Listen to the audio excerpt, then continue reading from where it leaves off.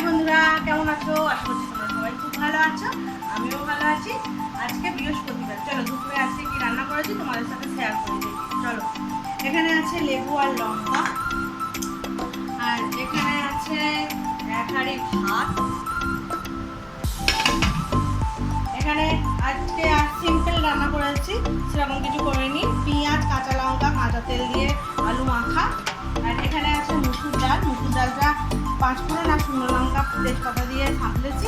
আর এটা আছে মুসুর ডাল সিদ্ধ, আমার বড় মেয়ে খাবে বলে, তো সাঁতলানো ডাল খেতে চায় না, ওই জন্য। আর এখানে আছে ভোলা মাছের ঝাল, আদা রসুন পেঁয়াজ আর একটু বেশি করে ধনেপাতা দিয়ে ভোলা মাছের ঝাল করেছি। আর এখানে আছে ভেটকোল পাতা বা খারকোল পাতা, তোমরা কি নামে বলো, আমরা তো এখানে ভেটকোল পাতাই বলি।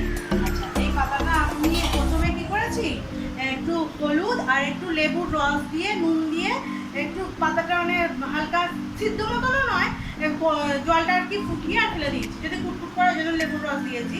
দিয়ে এবারে ওটা ঠান্ডা হয়ে গেলে রসুন, কালো জিরে, কাঁচা লঙ্কা আর পাতাটা একসঙ্গে পেস্ট করে নিয়েছি, নিয়ে একটু বেশি করে তেল দিয়ে ভাজা ভাজা করে আর একটু লেবুর রস দিয়ে নামিয়ে নিয়েছি। তো ওই পাতাটা খুব ভালো লাগে খেতে। এবার জানি তোমরা সবাই খাও, তবু আমি এরকম করে করেছি, একটু বললাম, খুব ভালো লাগে। এই পাতাটা দিয়েই ভাত খাওয়া যাবে।